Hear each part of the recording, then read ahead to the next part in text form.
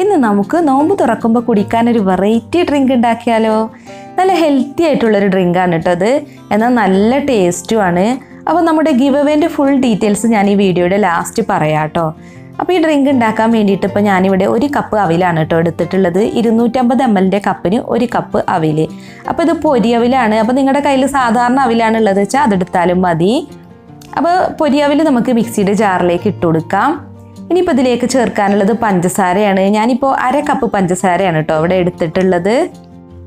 പഞ്ചസാരയൊക്കെ നമ്മുടെ അളവിനനുസരിച്ച് എടുത്താൽ മതി. ഇനി ഇത് നല്ല പോലെ ഒന്ന് പൊടിച്ചെടുക്കുക. അപ്പോൾ ഇതിപ്പോൾ ഞാനിവിടെ നല്ല ഫൈൻ പൗഡറായിട്ട് പൊടിച്ചെടുത്തിട്ടുണ്ട്. ഇനി നമുക്കിതിലോട്ട് പാല് ചേർക്കണം. അപ്പോൾ മൊത്തത്തിൽ ഞാനിപ്പോൾ 1/2 ലിറ്റർ പാലാണ് എടുത്തിട്ടുള്ളത്. അതിൽ നിന്ന് 1 കപ്പ് പാലിപ്പോൾ ഇതിലോട്ട് ചേർത്തിട്ടുണ്ട്. ഇനി നല്ലൊരു ഫ്ലേവറിന് വേണ്ടിയിട്ട് 1 ടീസ്പൂൺ വാനില എസൻസ് ആണ് കേട്ടോ ചേർക്കുന്നത്. വാനില എസൻസ് ഇല്ലാന്നുണ്ടെങ്കിൽ ഏലക്കാപ്പൊടി ചേർത്താലും മതി.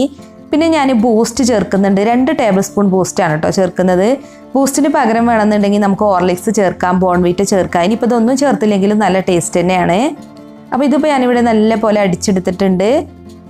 ഇനി നമുക്ക് ബാക്കിയുള്ള പാലും കൂടെ ചേർത്ത് ഒന്നും കൂടെ ഒന്ന് അടിച്ചെടുക്കാം. അപ്പോൾ നമ്മൾ ബൂസ്റ്റൊക്കെ ചേർക്കുമ്പോൾ നല്ലൊരു ഫ്ലേവറാണ് കേട്ടോ.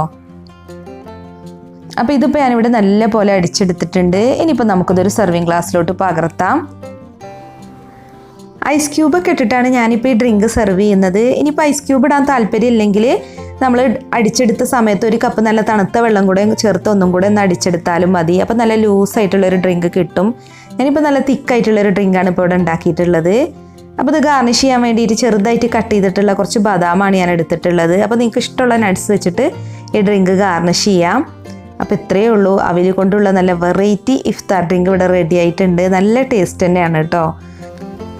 ഇന്നത്തെ നമ്മുടെ ഗിവ് അവേ ക്വസ്റ്റ്യൻ ഇതാണ്: അവിൽ കൊണ്ടുള്ള നിങ്ങൾക്ക് ഏറ്റവും ഇഷ്ടപ്പെട്ട റെസിപ്പി ഏതാണ്?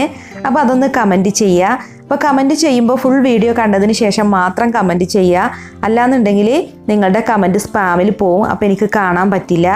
പിന്നെ ചാനൽ സബ്സ്ക്രൈബ് ചെയ്യാത്തവരുണ്ടെങ്കിൽ വേഗം തന്നെ ഒന്ന് സബ്സ്ക്രൈബ് ചെയ്യുക കേട്ടോ.